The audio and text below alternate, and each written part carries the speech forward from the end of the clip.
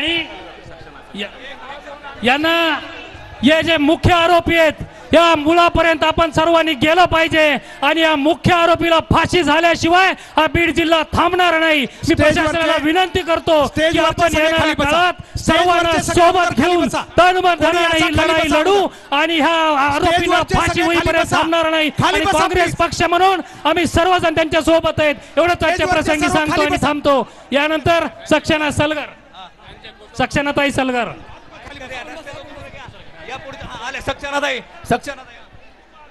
स्टेजवरचे सगळे खाली बसा। नमस्कार। अजिबात उभा राहू नका सगळ्यांना। आज बीड मध्ये आम्ही सगळेजण इथं कुठली जात पात म्हणून नाही तर महाराष्ट्र धर्म म्हणून आम्ही सगळेजण उपस्थित आहोत आणि आपल्या सर्वांचे बांधव कर्तबगार सरपंच स्टेजवरच्या सगळ्या मान्यवरांना विनंती खाली बसा, खाली बसा अगोदर स्टेजवरच्या खाली बसा, स्टेजवरच्या खाली बसा प्लीज, बसा खाली, स्टेजवरचे सगळे खाली बसा। माझ्या बहिणीचं कुंकू पुसलं स्टेजवरच्या कोणीच उभा राहू नका, खाली बसा। लेकरं अनाथ झालेली आहेत।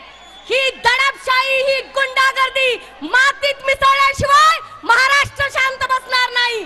कारण हा लढा कुठल्या जातीचा नाही, हा लढा मराठी माणसासाठी आहे। हा महाराष्ट्र छत्रपती शिवाजी महाराज, शाहू फुले आंबेडकर, अहिल्यादेवी होळकर आणि संविधानाने चालणार आहे। आज आव्हाड साहेब असतील, आदरणीय सुरेश अण्णा असतील, आमचा संदीप क्षीरसागर असेल, जात म्हणून नाही तर आपला माणूस स्टेजवरचे खाली बसा सगळे, संतांच्या पाठीशी आहेत।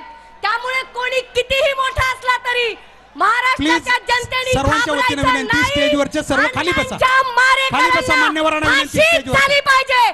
जय हिंद, जय महाराष्ट्र, जय भीम, जय शिवराय, जय अहिल्या। स्टेजवरच्या सगळ्या मान्यवरांना विनंती आहे तुमच्यामुळे कार्यक्रम डिस्टर्ब होऊ नये, खाली बसा अगोदर, खाली बसा स्टेजवरचे सगळे। माजी आमदार सय्यद सलीम भाई या ठिकाणी आपलं मनोगत व्यक्त करणार आहे।